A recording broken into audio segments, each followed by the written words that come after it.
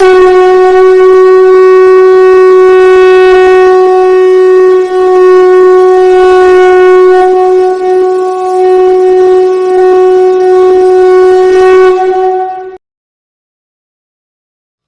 पार्वती जी ने कहा, भगवान, आप सब तत्वों के ज्ञाता हैं। आपकी कृपा से मुझे श्री विष्णु संबंधी नाना प्रकार के धर्म सुनने को मिले, जो समस्त लोक का उद्धार करने वाले हैं। देवादिदेव, अब मैं गीता का महात्म्य सुनना चाहती हूँ, जिसका श्रवण करने से श्री हरि की भक्ति बढ़ती है। श्री महादेव जी बोले, जिनका श्री विग्रह अलसी के फूल की भांति श्याम वर्ण का है, पक्षीराज गरुड़ ही जिनके वाहन हैं, जो अपनी महिमा से कभी च्युत नहीं होते तथा शेषनाग की शया पर शयन करते हैं, उन भगवान महाविष्णु की हम उपासना करते हैं। एक समय की बात है, मूढ़ दैत्य के नाशक भगवान विष्णु शेषनाग के रमणीय आसन पर सुखपूर्वक विराजमान थे। उस समय समस्त लोगों को आनंद देने वाली भगवती लक्ष्मी ने आदर पूर्वक प्रश्न किया। श्री लक्ष्मी जी ने पूछा, भगवान, आप संपूर्ण जगत का पालन करते हुए भी अपने ऐश्वर्य के प्रति उदासीन से होकर जो इस क्षीर सागर में नींद ले रहे हैं, इसका क्या कारण है? श्री भगवान बोले, सुमुखी, मैं नींद नहीं लेता हूँ, अपितु तत्व का अनुसरण करने वाली अंतर्दृष्टि के द्वारा अपने ही माहेश्वर स्वरूप का साक्षात्कार कर रहा हूँ।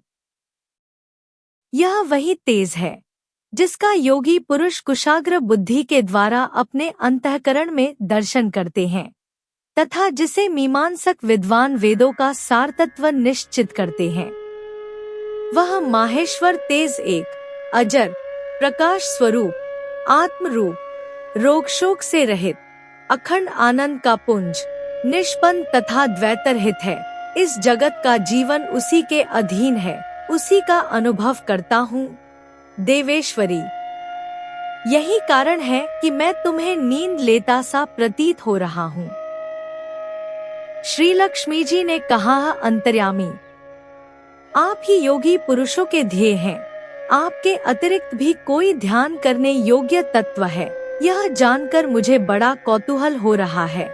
इस चराचर जगत की सृष्टि और संहार करने वाले स्वयं आप ही हैं। आप सर्वसमर्थ हैं। इस प्रकार की स्थिति में होकर भी यदि आप उस परम तत्व से भिन्न हैं, तो मुझे उसका बोध कराइए। श्री भगवान बोले, प्रिय, आत्मा का स्वरूप द्वैत और अद्वैत से पृथक, भाव और अभाव से मुक्त तथा आदि और अंत से रहित है। शुद्ध ज्ञान के प्रकाश से उपलब्ध होने वाला तथा परमानंद स्वरूप होने के कारण एकमात्र सुंदर है। वही मेरा ईश्वरीय रूप है। आत्मा का एकत्व ही सबके द्वारा जानने योग्य है। गीता शास्त्र में इसी का प्रतिपादन हुआ है।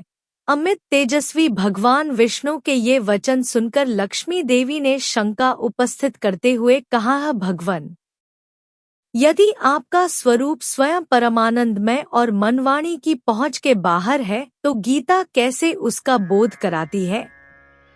मेरे इस संदेह का निवारण कीजिए।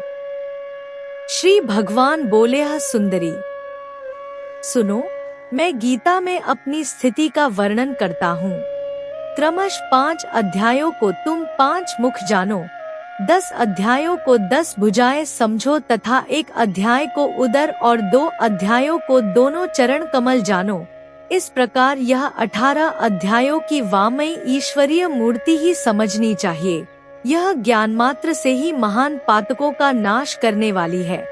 जो उत्तम बुद्धि वाला पुरुष गीता के 1 या आधे अध्याय का अथवा 1 आधे या चौथाई श्लोक का भी प्रतिदिन अभ्यास करता है, वह सुशर्मा के समान मुक्त हो जाता है। श्री लक्ष्मी जी ने पूछा, भगवान, सुशर्मा कौन था? किस जाति का था और किस कारण से उसकी मुक्ति हुई? श्री भगवान बोले, प्रिय, सुशर्मा बड़ी खोटी बुद्धि का मनुष्य था और पापियों का तो वह शिरोमणि ही था। उसका जन्म वैदिक ज्ञान से शून्य और क्रूरतापूर्ण कर्म करने वाले ब्राह्मणों के कुल में हुआ था। वह न ध्यान करता था, न जप, न होम करता था, न अतिथियों का सत्कार। वह मूढ़ होने के कारण सदा विषयों के सेवन में ही लगा रहता था।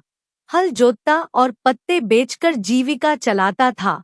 उसे मदिरा पीने का व्यसन था तथा वह मांस भी खाया करता था।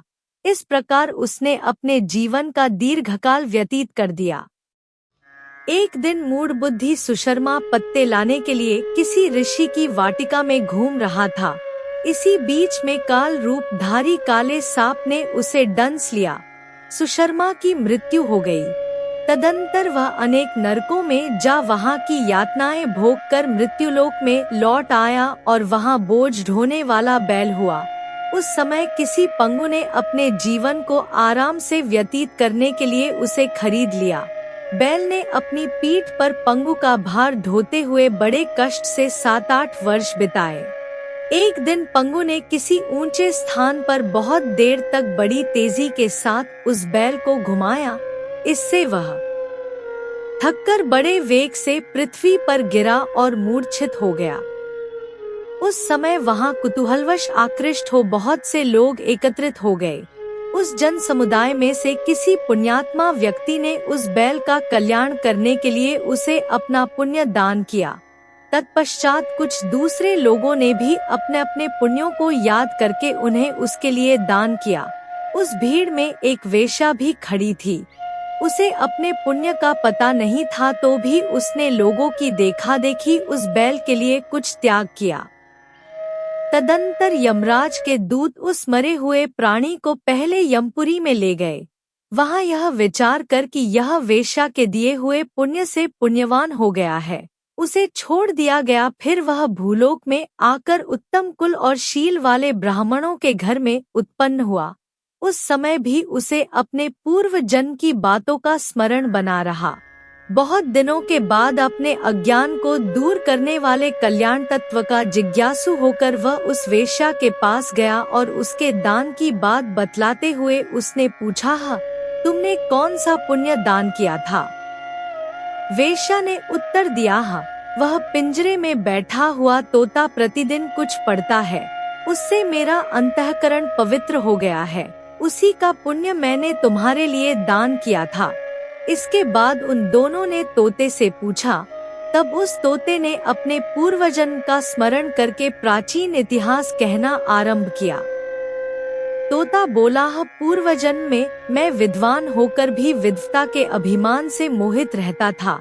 मेरा रागद्वेष इतना बढ़ गया था कि मैं गुणवान विद्वानों के प्रति भी ईर्ष्या भाव रखने लगा। फिर समयानुसार मेरी मृत्यु हो गई और मैं अनेकों घृणित लोकों में भटकता फिरा। उसके बाद इस लोक में आया। सद्गुरु की अत्यंत निंदा करने के कारण तोते के कुल में मेरा जन्म हुआ।